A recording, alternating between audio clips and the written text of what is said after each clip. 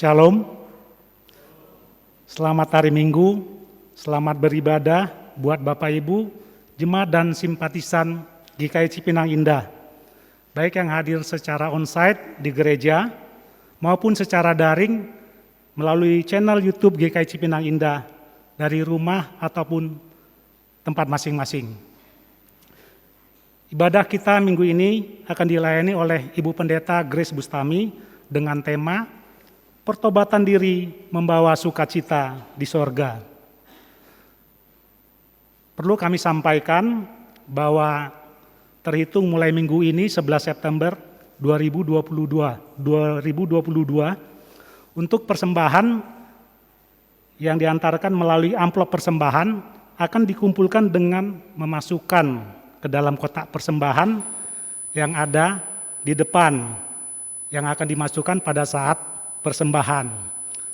Untuk Bapak Ibu yang menyerahkan persembahan melalui transfer, tetap melakukan hal yang sama melalui rekening gereja ataupun melalui QR Code yang telah tersedia. Sebelum ibadah kita mulai, ada beberapa penekanan warta yang perlu kita perhatikan melalui penayangan video berikut ini.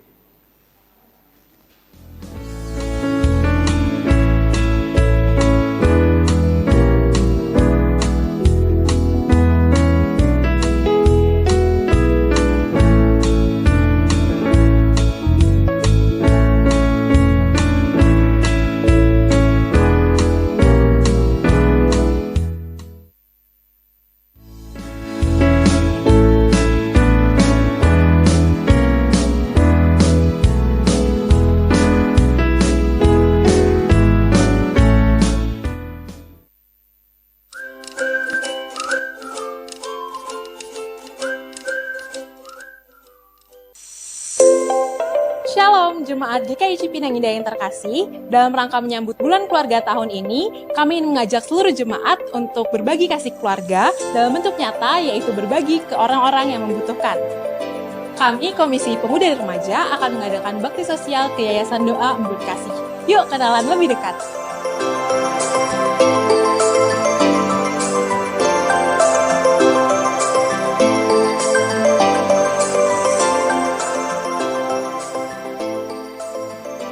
Sebelum berdirinya yayasan kan masih hanya pribadi.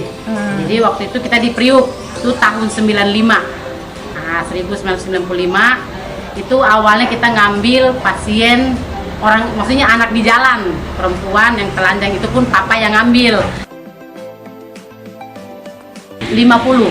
Yang sekarang ini 50. Mulai dari corona itu kita kan nggak ngambil di jalan, jadi yang kita 50 orang. 50. Itu dulu kami susah. Nah memang banyak lah yang ejek, olok gitu kan, karena papa sebagai pekerjaannya sebagai koster. Jadi orang olok, kamu koster, gajimu berapa, kasih makan istri anak aja nggak cukup. Kamu ambil lagi nih orang-orang, mau tampung mereka nih, kasih makan apa? Papa nggak ada banyak jawaban buat mereka. Papa hanya bilang semua Tuhan yang ngatur. Tuhan taruh mereka semua di sini, berarti Tuhan akan buka jalan untuk makan minum kami gitu. Paling butuh kan sembako kan, masalah makan minum itu kan, makan itu paling penting buat kami lah di sini. Kita melayani bukan karena ada sesuatunya kita melayani, tidak, tapi melayani walaupun engkau rugi.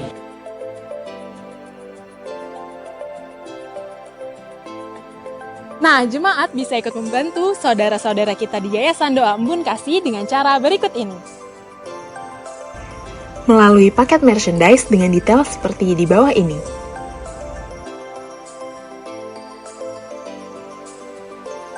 Kami juga akan melakukan penjualan makanan melalui kedai KKN setiap hari Minggu seusai ibadah KU 1 dan 2 di depan pintu masuk gereja. Yuk, mari kita berpartisipasi. Tuhan Yesus memberkati.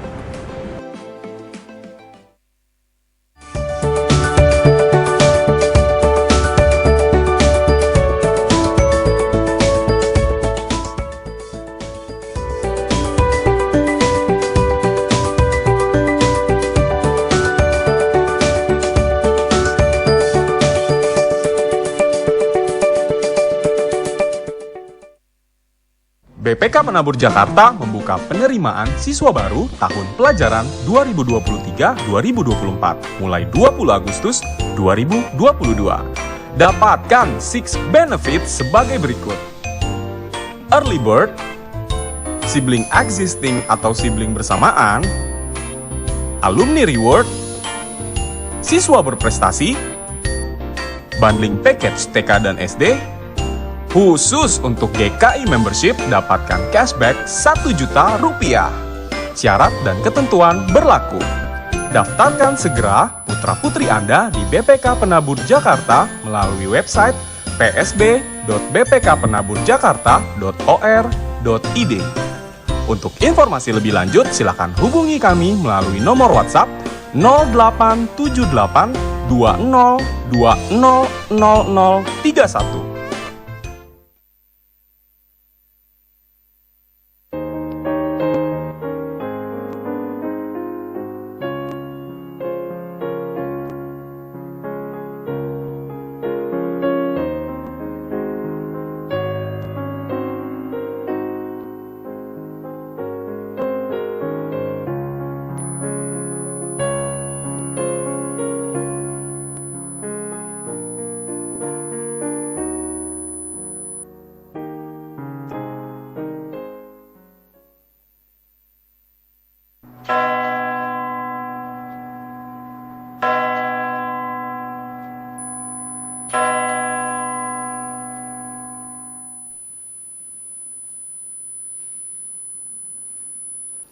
Umat yang dikasihi Tuhan, kembali lagi kita berkumpul dalam kebaktian untuk bersama berjumpa dengan Tuhan dan sesama kita.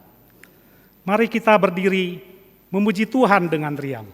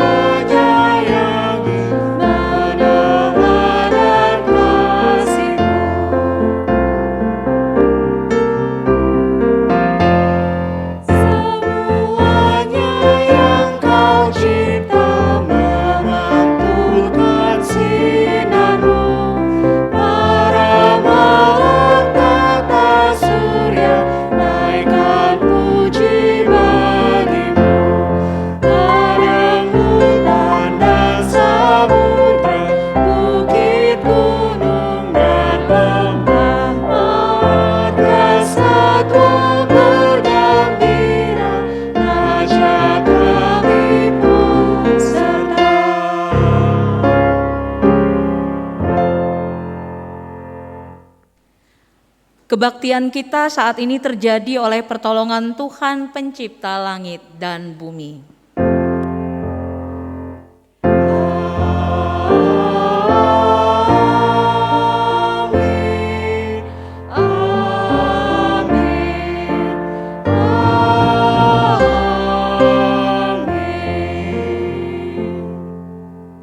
Umat terimalah salam, kasih dan damai Kristus beserta saudara. Dan beserta saudara juga.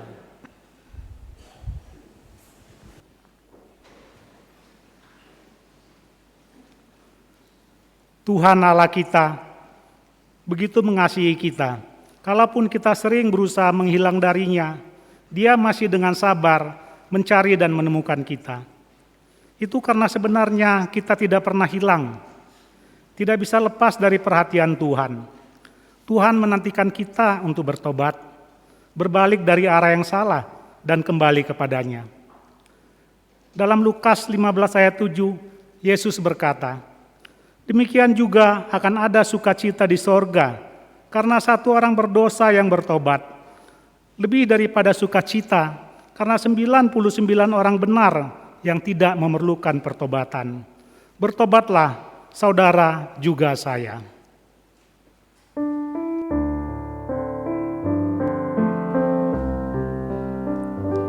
Kasihani aku ya Allah, menurut kasih setiamu, hapuskan pelanggaranku, menurut rahmat-Mu yang besar. Kasihani aku ya Allah, menurut kasih setiamu, hapuskan pelanggaranku, menurut rahmat-Mu yang besar. Bersihkan aku dari kesalahan, dan tahirkanlah aku dari dosaku, sebab ku sadar akan pelanggaranku, selalu bergumul dengan dosa-dosaku. Padamu sajalah ku berdosa, dan ku lakukan apa yang jahat, agar Kau adil dalam putusan-Mu dan bersih dalam penghukuman-Mu. Sesungguhnya lah di dalam kesalahan, di dalam dosa aku diperanakan. Engkau berkenan kebenaran di batin, Engkau mengajar hikmat kepada aku. Bersihkanlah aku dengan hisop, maka aku tahir dari dosa. Basuhlah aku, maka aku pulih, lebih putih daripada salju. Kasihani aku ya Allah, menurut kasih setiamu, hapuskan pelanggaranku, menurut rahmat-Mu yang besar. Biarlah aku mendengar kegirangan, biarlah tulang remuk bersorak lagi, jangan memandang terhadap dosaku, dan hapuskanlah segala kesalahanku. Tahirkanlah hatiku ya Allah, baharui dengan roh yang teguh, dan janganlah Kau mengambil roh-Mu, Roh Kudus yang Kau berikan padaku. Bangkitkan lagi kegirangan padaku, karena selamat yang Kau beri padaku. Lengkapi aku dengan roh yang rela, agar penuh dosa berbalik kepadamu.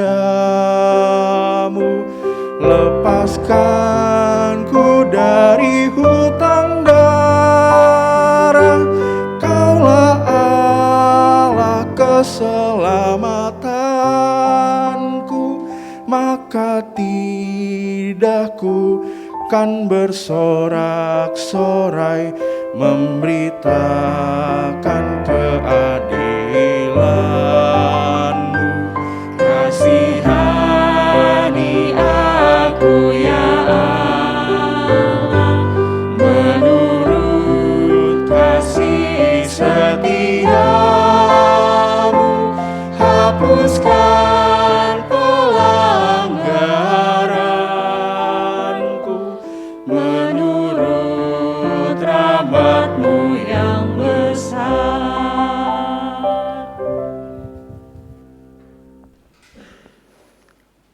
Mari di hadapan Tuhan, kita akui kelemahan dan dosa kita dalam doa pribadi.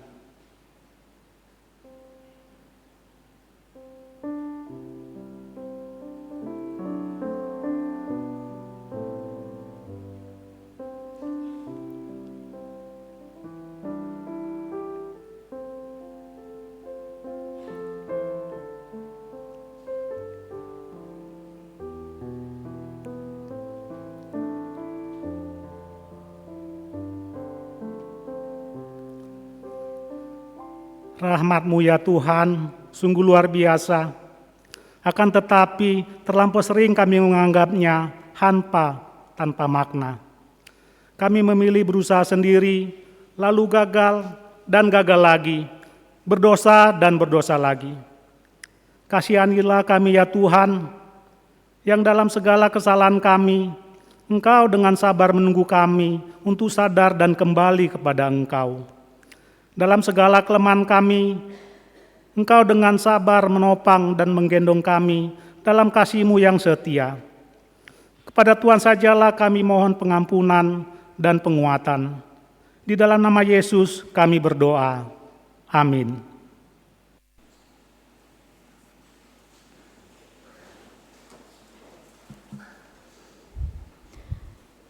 Kepada kita yang dengan tulus menyatakan kelemahan dan dosa kita, serta memohon pengampunan dan penguatan dari Tuhan, inilah kabar baik seperti yang diungkapkan Rasul Paulus di dalam 1 Timotius pasal 1 ayat 15 dan 16. Perkataan ini benar dan patut diterima sepenuhnya. Kristus Yesus datang ke dunia untuk menyelamatkan orang berdosa, dan di antara mereka akulah yang paling berdosa.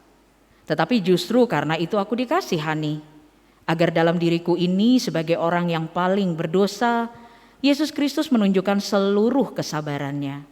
Dengan demikian aku menjadi contoh bagi mereka yang kemudian percaya kepadanya dan mendapat hidup yang kekal. Demikianlah berita anugerah dari Tuhan. Syukur kepada Allah. Damai Tuhan beserta saudara. Damai Tuhan beserta saudara juga.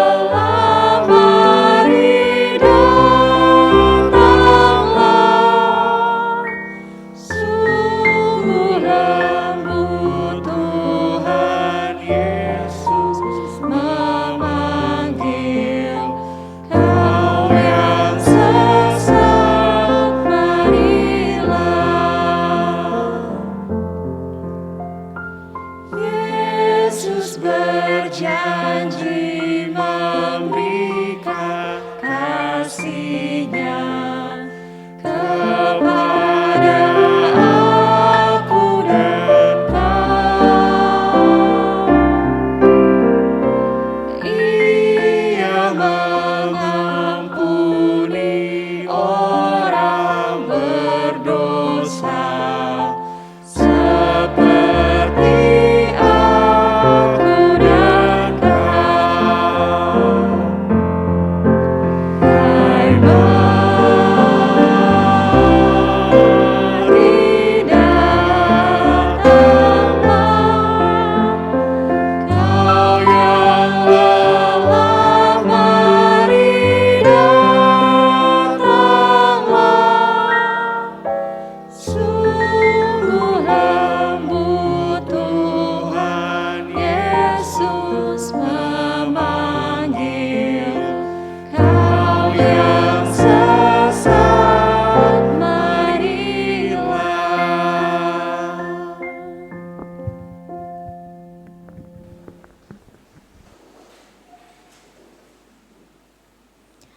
Mari berdoa. Ketika Engkau memanggil kami datang Bapa, memberi diri dan membiarkan Roh-Mu bekerja. Kami percaya kami akan diberikan hati yang paham, sehingga lelah kami berubah menjadi kesegaran baru. Pedih kami berubah menjadi pulih. Dan dengan berani kami akan melakukan sabda-Mu.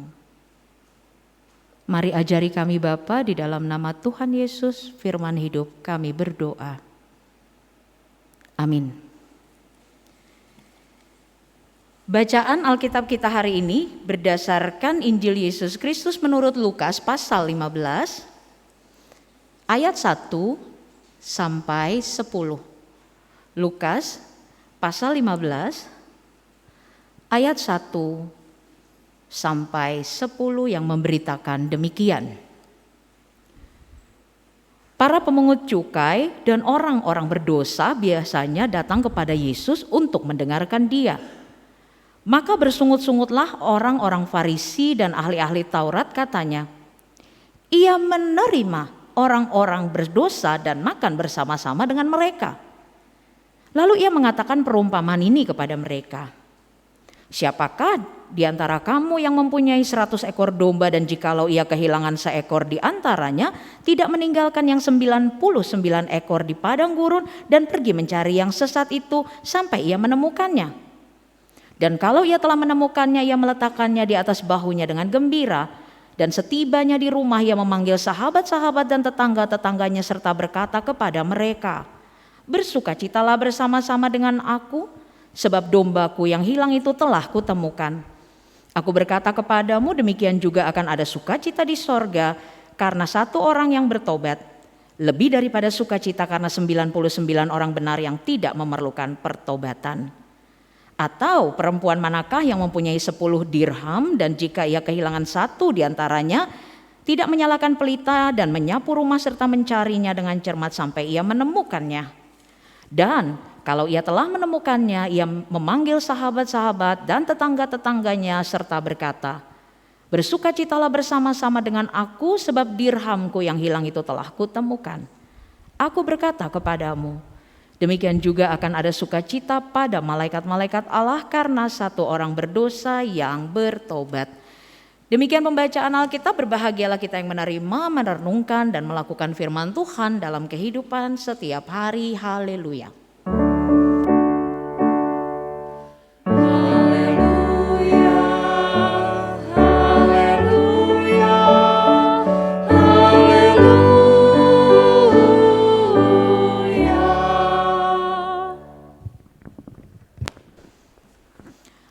Ya, selamat pagi, salam sehat Bapak Ibu Saudara yang di rumah di gereja, Shalom. Nah udah ditaruh nih judulnya nih. Ya, Bapak Ibu coba perhatikan judulnya hari ini, tema hari ini. Pertobatan diri membawa sukacita di sorga. Bikin mikir gak nih tema? Ya, ini modelannya nih, pertobatan diri membawa sukacita di sorga. Ini modelannya kayak gini, kayak saya lulus kuliah di Jakarta, tapi yang makan babi guling orang tua saya di kampung. Pestanya bikin di sana. Nah saya begitu pulang dari kampus abis wisuda ke warteg nyari nasi rames. Padahal orang tua saya wah pesta heboh makan papeda ya kan, enak banget tuh kuah kuning ya. Saya di sini nasi rames. Ya. Kan akhirnya tema kayak gini mikirnya jadi kayak gitu. Lah kalau gitu ngapain lulus dong, orang yang pesta dia, saya yang lulus dia yang pesta gitu ya kan. Saya nggak ke sono, tetap di sini makan nasi rames. Ya, nah yakin ini temanya pasti tujuannya bukan itu ya, bukan untuk itu ya, bukan untuk mikir kayak gitu. Itu sebabnya kita mau belajar sama-sama dari bacaan kita hari ini Lukas 15 1 sampai 10. Nah untungnya nih 1 sampai 10, karena kalau kan ada 3 tentang perumpamaan yang hilang ini 3 koin, domba, koin, sama orang. Nah kita nggak bahas yang orang karena ini rupanya beda. Ya ini rupanya beda, nantilah kalau emang kapan-kapan lah ya kalau memang harus dibahas. Tapi ini beda nih, kita mau bahas yang sama nih, 2 ini rada-rada mirip ya. Domba sama dirham rada-rada mirip. Nanti kita akan belajar sama-sama supaya kita tuh nggak sampai di ini nih, nggak sampai di tema ini nih. Maksudnya mikirnya jangan sampai enak dong dia sukacita. Nah saya di sini nggak, padahal saya yang lulus, tapi rame-ramenya di sana gitu ya. Supaya nggak sampai ke situ, kita mau belajar sama-sama dari bacaan yang udah sering banget dibaca.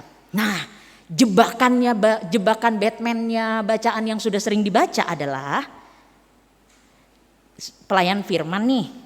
Waktu baca, udah tahu ya.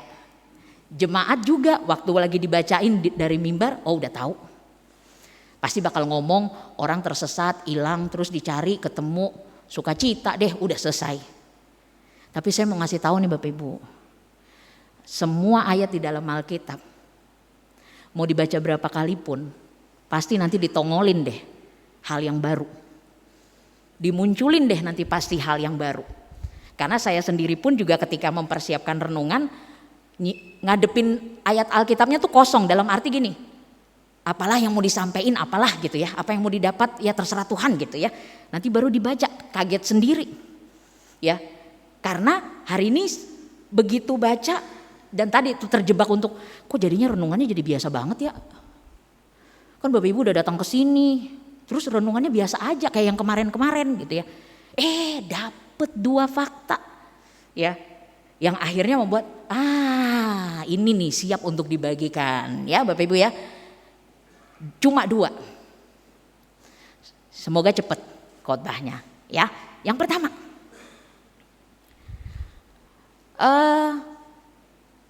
buat yang habis putusan. Siapa yang habis putusan? Ya nggak usah angkat tangan juga, ntar didoain.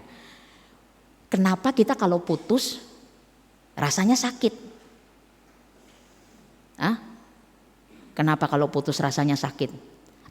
Ada yang biasa aja. Ini dia masalahnya. Ya, ada yang waktu putus kok nggak ada rasa apa-apa ya? Kok kepengen nangis nggak bisa ya? Aduh nangis dong biar kayak yang lain. Kok nggak bisa ya? Ini masalah nih. Dari sini kita tahu ketika orang kehilangan seharusnya dia rasa sakit. Bukan panas dingin terus disuap, bukan. Pasti sakit gitu, hatinya pasti sakit. Ya. Kalau dia kehilangan tapi biasa aja, hati-hati udah. Hati-hati atau bersyukur saya juga nggak tahu. Pokoknya gini, kalau orang waktu ngalamin kehilangan lalu kemudian rasanya kok sakit, itu karena ada sense of belonging. Ya kan? Karena ada rasa memiliki, makanya kalau yang dimiliki itu hilang, makanya kan kalau orang tua waktu saya nikah lah ya, orang-orang tuh pada nanya kok papanya nangisnya sampai kayak gitu kayak macam lagi liatin mayat anaknya gitu. Sampai kayak gitu. Padahal waktu lagi sama-sama dihajar mulu. Giliran udah benar-benar ya udah kan, daripada mungkin saya penampilannya bikin beliau emosi terus kali ya, makanya ya udah diajak kawin lah ya kan. Aturan mah bangga ya, ini troublemaker udah nggak pernah dilihat lagi, udah senang sukacita puji Tuhan, dia nangis dong. Nah tapi itu justru kabar baik, berarti selama ini dia merasa memiliki gitu ya. Jadi buat yang baru menikah dan orang tuanya be aja, hati-hati. Sakit, seharusnya nangis, seharusnya kitanya yang nangis. Ya berarti dia ngelepasnya enak banget tuh. Sono gidah gitu ya. Ya, orang kalau kehilangan itu dia pasti rasa sakit. Karena sakit itu pertanda bahwa ada sense of belonging. Jadi kalau misalnya kita kehilangan tapi kita nggak ngerasa kehilangan, berarti selama ini kita tidak merasa memiliki. Ya. Bisa ya, sampai di sini bisa ya. Nah, sekarang rasa memiliki ini ya, rasa memiliki yang ada di dalam bacaan kita, di dalam kisah tentang hilang-hilang ini ya, bukan healing ya, hilang, ini adalah rasa memiliki yang amat sangat kuat. Karena saya nggak tahu ini sengaja atau nggak sengaja, ini memang dimasukkan ke sini atau memang ya nggak tahu. Tetapi Bapak Ibu coba perhatikan ayat 2. Alkitabnya udah ditutup. Ya, kayak mana lah ini kan? Ya, ayat 2. Di dalam ayat 2 ada satu kata namanya menerima, kata menerima.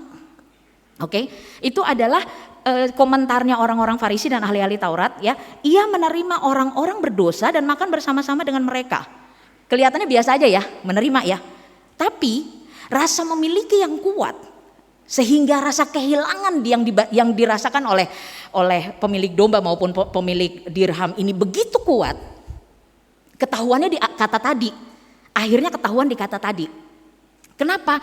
Karena kata menerima yang dipakai di sini di ayat 2. Akar katanya ya, kata menerima itu akar katanya, arti harafiahnya. Jadi kata itu punya akar kata, arti harafiah dari akar katanya itu adalah, kata menerima itu adalah membawa dalam pelukan seseorang. Oke. Arti kata menerimanya itu membawa dalam pelukan seseorang. Kalau sampai orang yang baca ayat ini dia baca di dalam bahasa asli lalu dia baca kata menerima, itu yang dia bayangkan itu. Membawa dalam pelukan seseorang. Orang-orang berdosa, para pemungut cukai itu sama Yesus dilihat oleh orang-orang Farisi dan ahli Taurat, dilihat sama Yesus disambut banget. Dibawa dalam pelukan ya, dibawa dalam diinginkan banget gitu loh. Dan ini gambaran menyambut seseorang yang hanya terjadi kalau kita merasa saling memiliki. Kita kan gak ketemu orang terus main asal peluk. Kayak tadi saya sama Bu Ita, kita berdua salam-salaman sama jemaat waktu pulang ya kan. Kan tadi pagi pakai contoh Pak Freddy, sekarang Bu Ita, biar adil. Lalu suaminya Bu Ita datang di saya, kan berarti cuma begini dong, ya kan? Atau ngarepnya gimana? Ya kan begini doang. Nah pas di Bu Ita langsung peluk-peluk. Nah kita kan nggak asal hanya karena kita satu gereja, kita saling kenal. Nggak berarti begitu amprokan peluk-pelukan kan?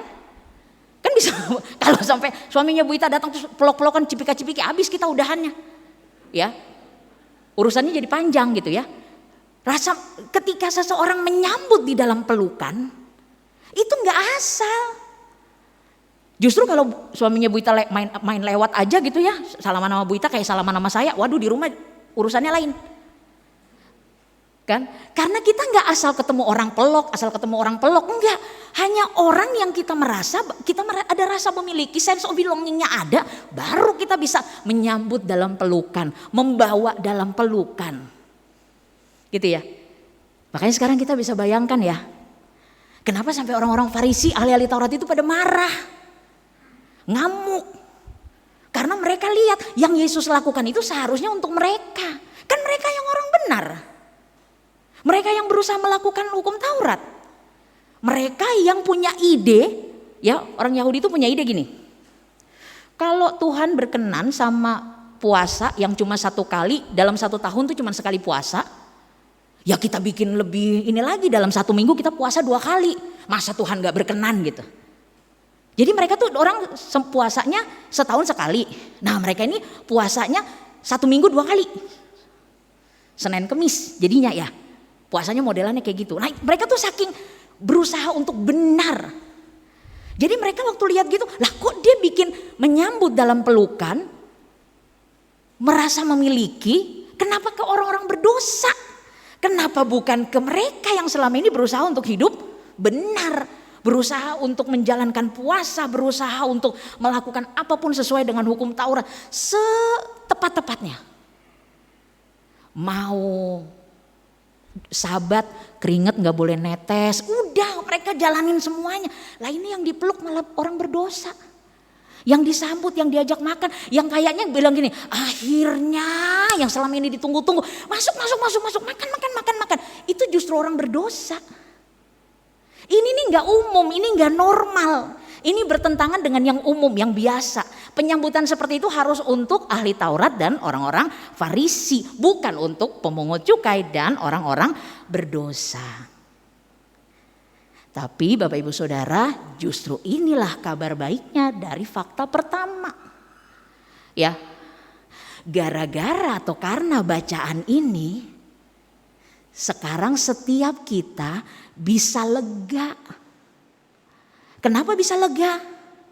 Karena sekalipun manusia membuat aturan ini, aturan itu, batasan ini, batasan itu, dan untuk memberi cap kepada setiap orang, tapi pada akhirnya bukan aturan itu yang dipakai, bukan batasan itu yang dipakai. Allah punya aturan sendiri, Allah punya standar sendiri, Allah pakai punya ukurannya sendiri, dan Dia yang menentukan miliknya yang mana, yang mau dia terima. Good news kan?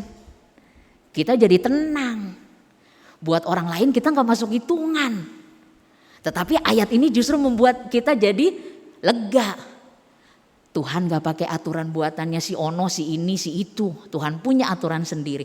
Waktu dia mau memeluk, waktu dia mau menyambut, itu pakai standarnya sendiri. Ya, karena Dia memiliki kita. Fakta pertama. Fakta kedua. Yang namanya kehilangan itu memberi rasa tidak utuh. Ya, contoh. Bapak Ibu beli puzzle yang 1000 keping. Oke, udah ditata nih 1000 keping. Tinggal potongan terakhir hilang. Utuh gak? 999 masa gak utuh? Lah timbang satu. Mau kita masukin ke frame gak? Enggak, belum utuh. Rasa kehilangan itu, ya kehilangan itu memberi rasa tidak utuh. Kepingan puzzle-nya cuma tinggal 1. Dilihat dari jauh juga gak kelihatan. 999 ini sudah ada. Tetap namanya belum utuh. Bukan berarti ya udah kalau gitu 999 ini tuker deh, kasih yang 1 itu ke sini deh. Yang nggak bisa juga, nggak utuh juga gitu ya. Tetapi yang mau disampaikan adalah 999 ini sepenting 1 ini. Hanya kalau ini masuk ke sini dia jadi utuh. Nah, besarnya keinginan agar ini utuh mendorong baik pemilik domba maupun pemilik dirham untuk mencari domba dan dirhamnya.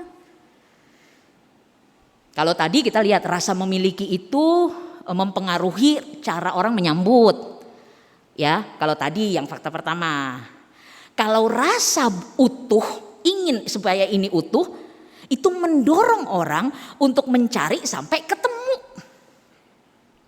Pakai usaha, pakai resiko. Hanya supaya apa? Supaya yang kecil ini ketemu, jadi bisa dimasukin ke sini utuh ini. Pakai usaha, pakai resiko. Ya, hanya demi potongan kecil. Nah, biar gampang. Ini kayak mama punya anak 12. Oke. Sekalipun dia melahirkan anak 12, pas maghrib 1 belum pulang, dia ninggalin yang 11, nyari yang 1. Oke? Ya enggak? Karena dia bukan kakak Mia. Kalau kakak Mia anaknya dikasih sampai habis. Ya.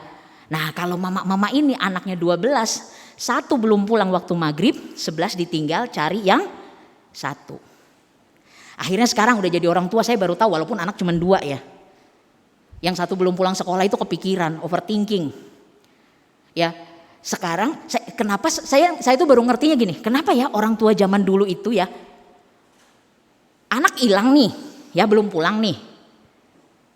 Kan dia mikir ya, kok belum pulang ya jam segini, kok belum pulang, udah maghrib, kok belum pulang ya, aduh nanti kesambet gitu ya. Terus pakai doa, aduh Tuhan anak di mana gitu.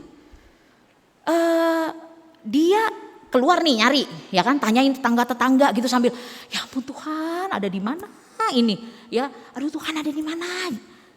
Tapi begitu ketemu, apa yang dilakukan kalau orang tua zaman dulu? Disayang. Yang geleng itu berarti hasil pendidikan zaman dulu ya, ya kan? Keluar bawa-bawa kemoceng ya kan? Kemoceng itu dulu senjata loh. Sekarang di rumah kita jarang ada kemoceng ya. Adanya vakum, abis tuh kalau sampai masih modelannya sama, dipukul pakai kemoceng, sekarang pakai vakum, abis tuh anak. Ya, pakai kemoceng kan? Orang tua zaman dulu mah kreatif, nggak cuma kemoceng, apa aja sih kita alat-alat penyiksaan dulu apa aja ya? Rotan, kemoceng, apalagi? Sapu lidi, ya ampun Tuhan, apalagi? Sabuk, apalagi? Sendal dong, untung tuh ya dulu tuh mama-mama sendalnya Swallow loh. Nggak boleh nyebut merek ya. Ya itulah sendal-sendal jepit. Coba kalau sendal yang sekarang yang senti-sentian begini, kan nancep ya.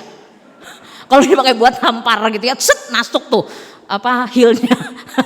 Ya, alat penyiksaan dulu mah banyak. Anak-anak sekarang dipelototin aja tersiksa. Pengen lapor Komnas HAM. Keterlaluan, cuman timbang dipelototin aja. Wah, mah nggak boleh melotot, hak anak. Hak anak dong. Luar biasa. Dulu kita yang membatasi itu cuman kemurahan Tuhan bisa hidup sampai sekarang. Anak zaman sekarang mah, anak zaman dulu mah, ya udah ketemu kan logikanya ya mama ya. Untung mak saya udah pulang. Kalau lagi ada di sini saya jelasin nih, ya. Memang saya nunggu dia pulang dulu, kalau juga nggak berani. Biar udah tua, tapi kalau ketemu mama tetap takut dipukul loh. Kan logikanya ya. Anak hilang belum pulang maghrib. Deg-degan ya kan. Overthinking, kayak mana lah anak ini kan.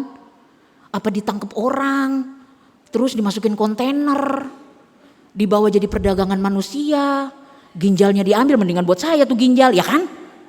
Mayan. Terus ketemu anaknya kan logikanya lega ya. Ya kan, logikanya kan lega, seneng gitu. Terima kasih Tuhan, baru hasian pulang. Ini kagak. Begitu, sini loh. Udah tuh kita udah, ya Tuhan ke dalam tanganmu kuserahkan nyawaku. Ya, karena begitu nyampe deket tinggal pilih saudara-saudara, tinggal pilih mau bagian mana mak.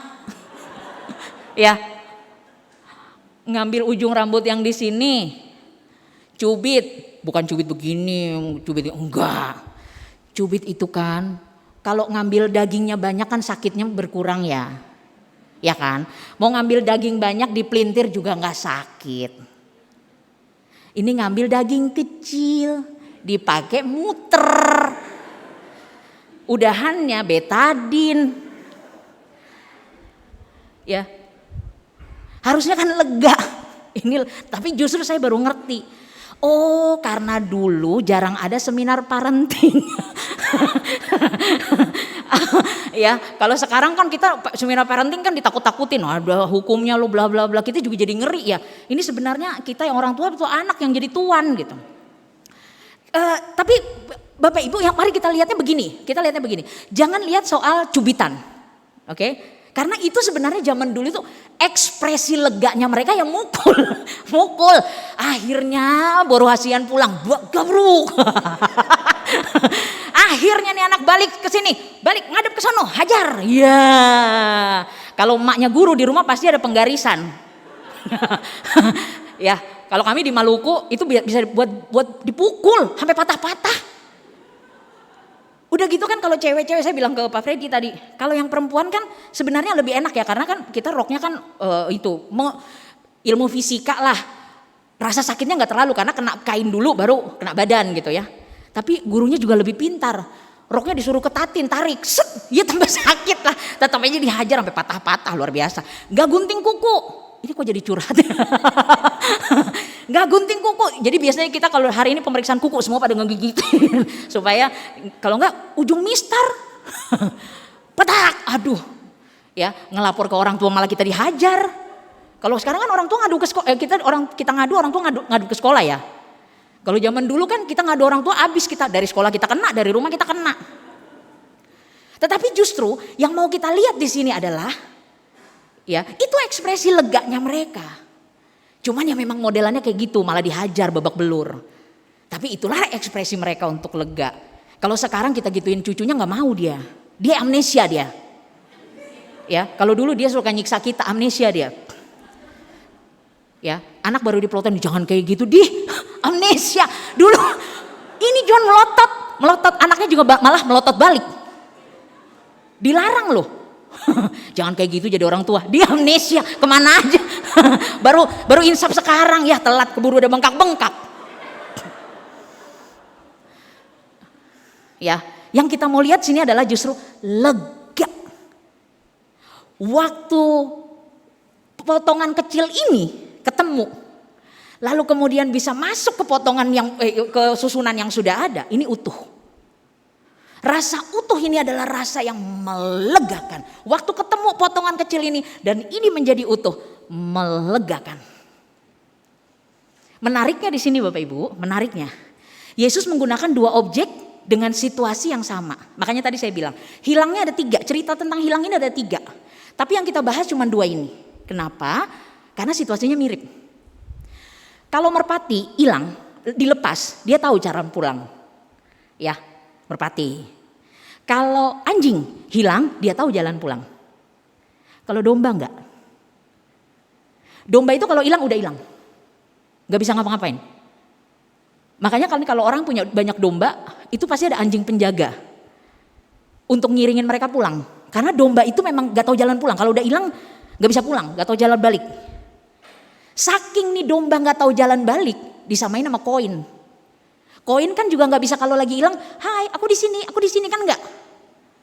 Koin juga tidak bisa membuat dirinya tersingkap dan ditemukan.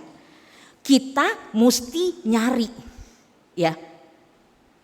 Kalau nggak nyari nggak bakal ketemu 2 ini. Baik domba maupun koin, levelnya sama. Kalau nggak dicari nggak ketemu, karena mereka nggak bisa muncul sendiri.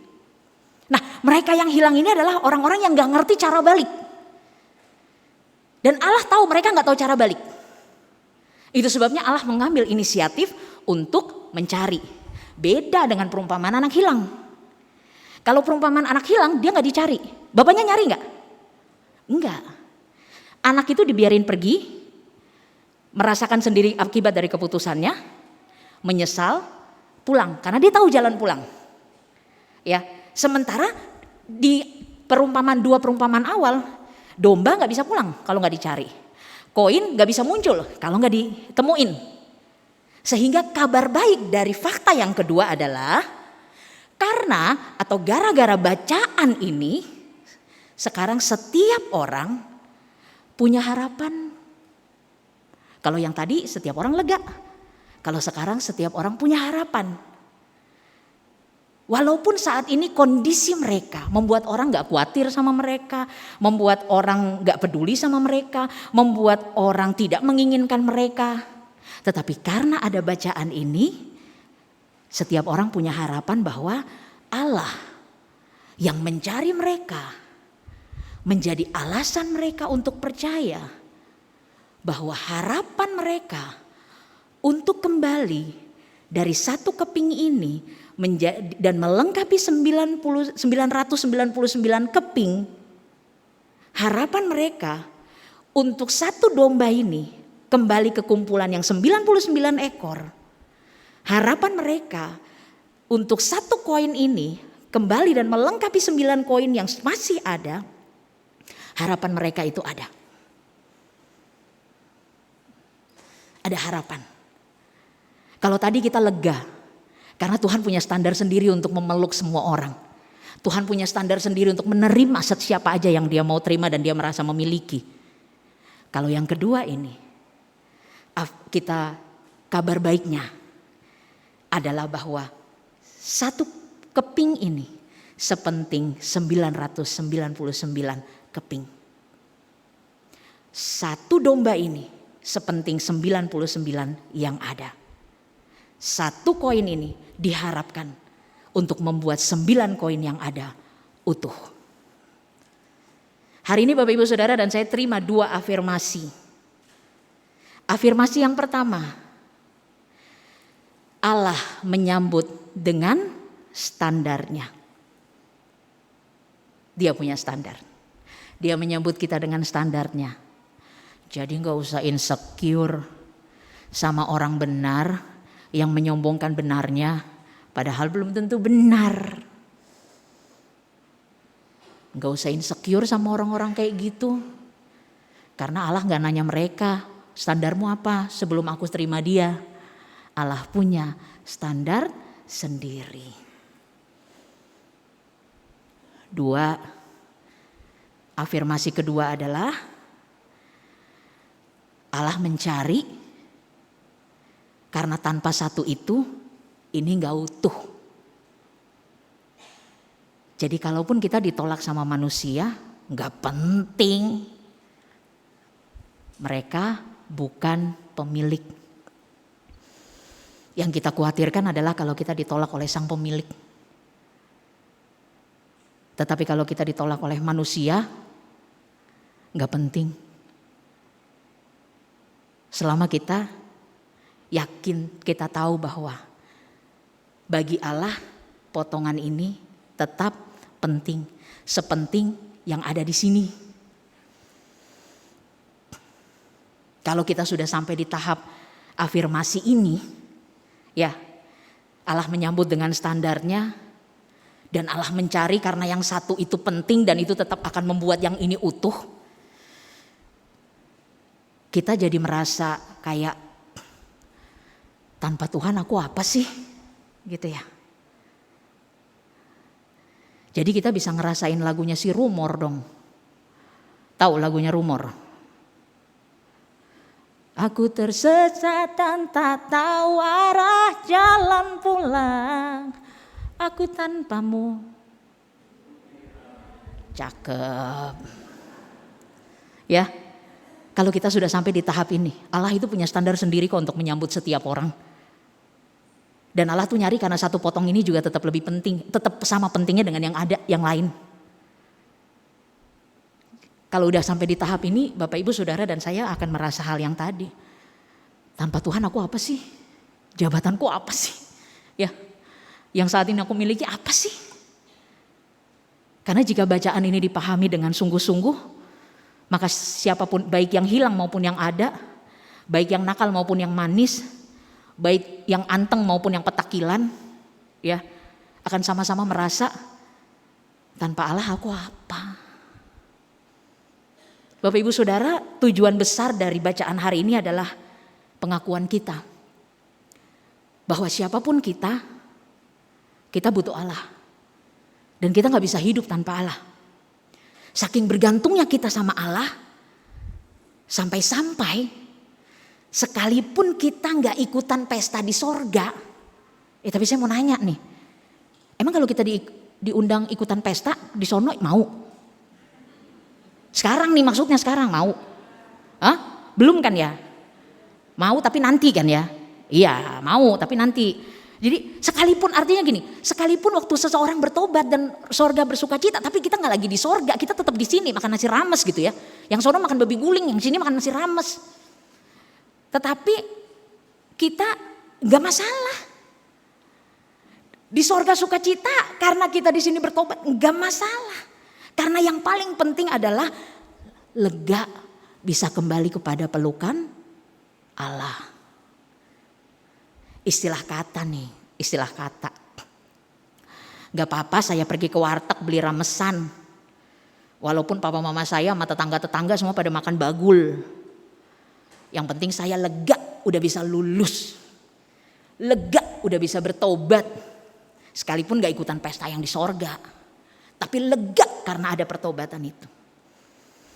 Jadi kita bisa ngerasain lirik ini. Selamat di tangan Yesus, aman pelukannya, dalam teduh kasihnya aku bahagia. Jadi kata siapa sukacita di sorga nggak bisa dirasain di bumi? Amin.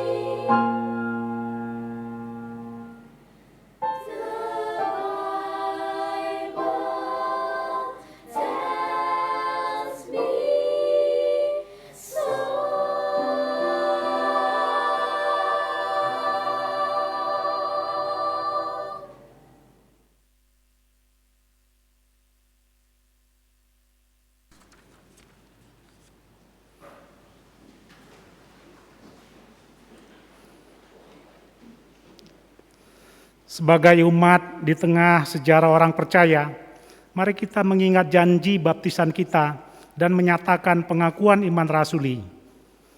Aku percaya kepada Allah, Bapa yang Maha Kuasa,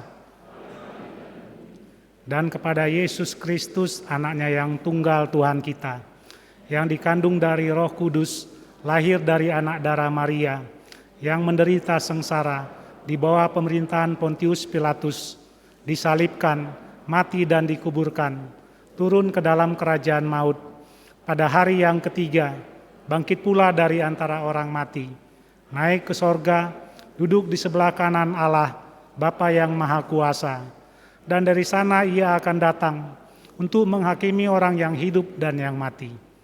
Aku percaya kepada Roh Kudus, gereja yang kudus dan am, persekutuan orang kudus, pengampunan dosa, kebangkitan orang mati, dan hidup yang kekal. Amin.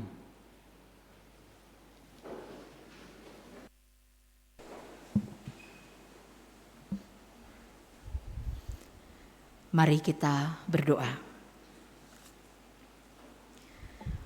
Bapa Maha Baik, terima kasih untuk afirmasi hari ini. Terima kasih untuk mengingatkan kami bahwa Engkau menyambut kami dengan standar-Mu. Itu sebabnya kami tidak perlu takut dengan standar manusia. Kami bersyukur kami diingatkan bahwa Engkau mencari. Karena sekalipun kami punya masa lalu yang kelam, sekalipun kami tidak dapat dibilang baik, namun bagimu kami penting. Itu sebabnya Engkau berjuang untuk mencari kami. Terima kasih Bapa. Biar dengan keyakinan ini kami tidak takut untuk kembali kepadamu. Kami berdoa bagi umat-Mu yang hari ini datang kepadamu membawa pergumulan-pergumulan mereka. Bapa, jangan biarkan mereka menyerah dan meragukan-Mu karena pergumulan-pergumulan mereka terasa berat. Beri kami keyakinan untuk percaya pada waktu dan juga pada cara-Mu. Kami berdoa bagi umat-Mu yang hari ini datang kepadamu dengan semua ungkapan syukur yang mereka bawa sekaligus pengakuan. Bahwa Engkau yang menganugerahkan kesehatan, umur panjang, jawaban doa, jalan keluar yang telah mereka terima dan hari ini mereka syukuri. Kami berdoa sebagai gereja-Mu, bagi semua orang yang melayani dengan atau tanpa jabatan gerejawi. Tolong kami Bapa, agar kami diubahkan oleh pelayanan kami. Kami mendoakan upaya pembangunan gereja kami, baik fisik maupun setiap orang yang ada di dalamnya. Biarlah kami mengalami pengalaman iman ketika kami bergumul bersama, berjuang bersama untuk membangun gereja kami. Kami mau berdoa sebagai anak bangsa. Bapa menolong kami agar di dalam pengabdian kami dan bakti kami bagi bangsa dan negara ini, kami melakukannya sebagai anak-anak Tuhan yang percaya bahwa dirinya dicinta, dirinya diterima, dirinya dikasihi. Sehingga kami akan melakukan yang terbaik bagi Indonesia. Kami berdoa untuk minggu yang akan kami jalani. Tolong kami ya Bapa untuk hadir bagi orang lain di minggu ini. Dan menolong mereka untuk juga mengalami keyakinan yang sama dengan kami bahwa Engkau punya standar tersendiri dalam menyambut setiap orang. Dan bahkan ketika seseorang berjalan begitu jauh darimu, Engkau akan tetap mencari dan membawa kami pulang. Biarlah kami hadir untuk menjadi berkat ini bagi hidup orang lain di sepanjang minggu ini. Maka kami berdoa di dalam nama Tuhan Yesus yang telah mengajar, kami berdoa bersama. Bapa kami yang ada di surga, dikuduskanlah nama-Mu, datanglah kerajaan-Mu, jadilah kehendak-Mu di bumi seperti di surga. Berikanlah kami pada hari ini makanan kami yang secukupnya, dan ampunilah kami akan kesalahan kami, seperti kami pun mengampuni orang yang bersalah kepada kami. Dan jangan bawa kami ke dalam pencobaan, tapi lepaskanlah kami dari yang jahat. Karena Engkau yang punya kerajaan dan kuasa dan kemuliaan sampai selama-lamanya. Amin. Kepada Tuhan, Daud sang pemazmur dalam Mazmur 16 ayat 11 mengungkapkan, Engkau memberitahukan kepadaku jalan kehidupan. Di hadapan-Mu ada sukacita berlimpah-limpah, di tangan kanan-Mu ada nikmat senantiasa. Saat ini kita juga mengakui jalan kehidupan di dalam Tuhan memperjumpakan kita dengan kecukupan bahkan kelimpahan. Terlebih lagi kita dicukupkan dan dilimpahi dengan rasa syukur yang dapat kita wujudkan dalam rupa persembahan. Mari kita ungkapkan rasa syukur kita dalam persembahan kita, baik yang akan diserahkan ke dalam kotak persembahan di gereja maupun yang akan diserahkan dengan transfer ke rekening gereja.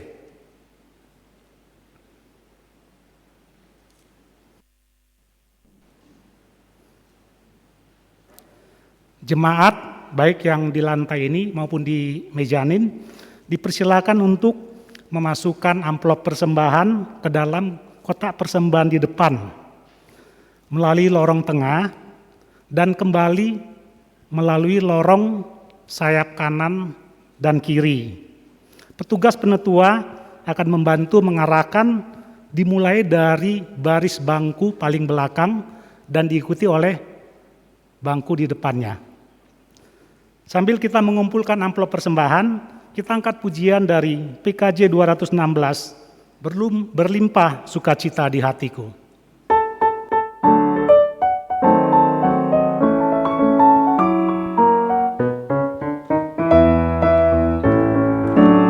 Berlimpah sukacita di hatiku, di hatiku, di hatiku. Berlimpah sukacita di hatiku, tetap di hatiku. Aku bersyukur, bersukacita, kasih Tuhan diam di dalamku. Bersyukur, bersukacita, kasih Tuhan diam di dalamku. Damai sejahtera melampaui akal di hatiku, di hatiku, di hatiku. Damai sejahtera melampaui akal di hatiku, tetap di hatiku. Bersukacita, kasih Tuhan diam di dalamku. Aku bersyukur, bersukacita, kasih Tuhan diam di dalamku.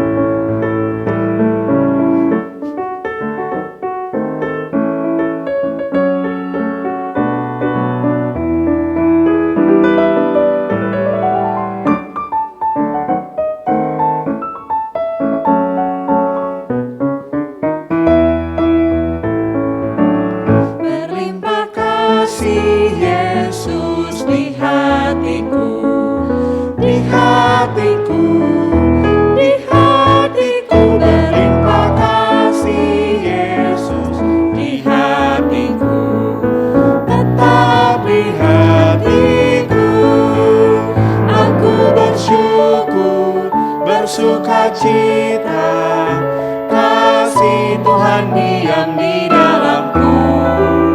Aku bersyukur, bersukacita, kasih Tuhan diam di dalamku. Kita bawa persembahan kita di dalam doa.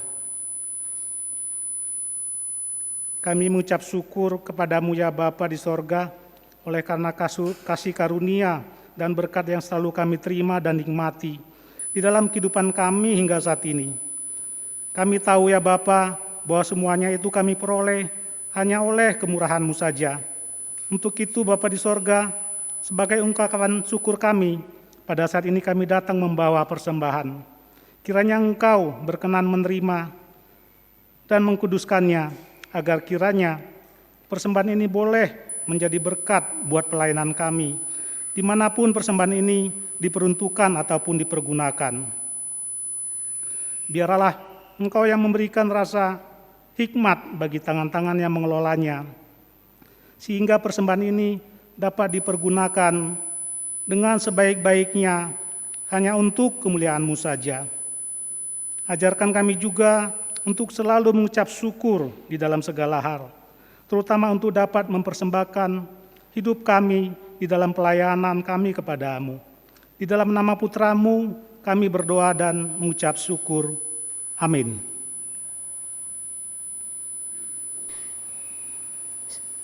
Saudara, hidup bukan sekedar perjalanan, melainkan perjalanan yang dijalani bersama-sama dengan Tuhan. Maka mari berjalanlah dengan berjanji untuk terus mengikuti Tuhan, Juru Selamat kita.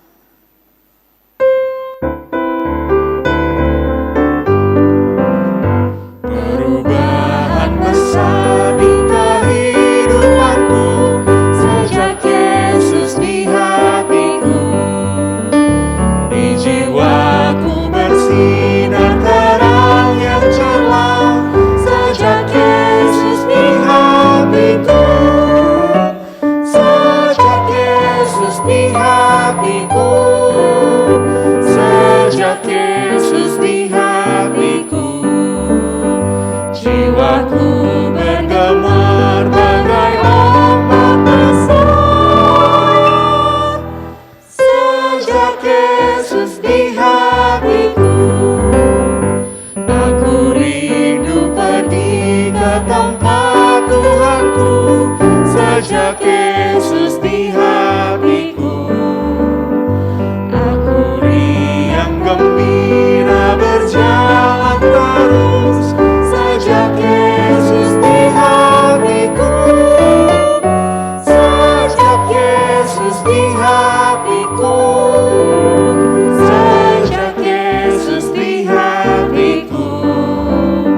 Jiwaku bergemar bagai ombak besar. Sejak Yesus di hatiku.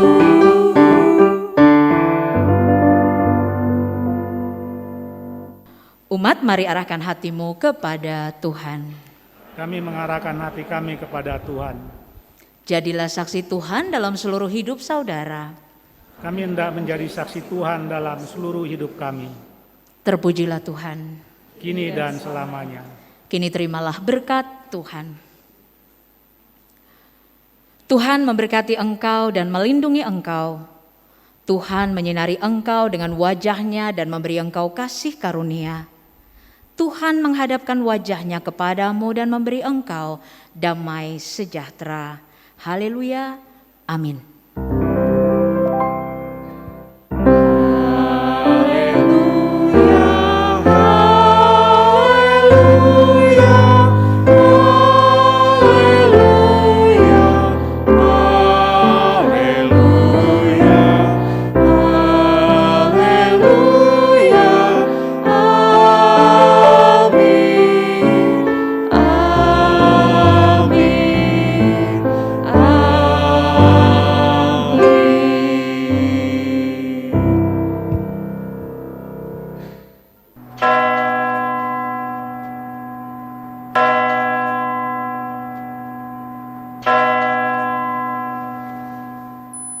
Mari kita mengambil waktu untuk saat teduh sejenak.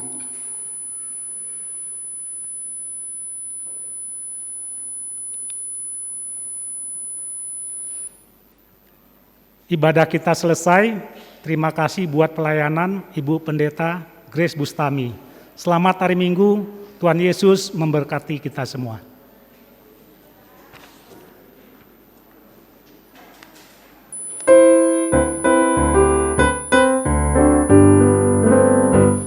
Perubahan besar di kehidupanku sejak Yesus di hatiku. Di jiwaku bersinar terang yang cemerlang sejak Yesus di hatiku. Sejak Yesus di hatiku. Sejak Yesus di hatiku. Jiwaku bergemar bagai ombak besar. Sejak Yesus di hatiku. Aku rindu pergi ke tempat Tuhan.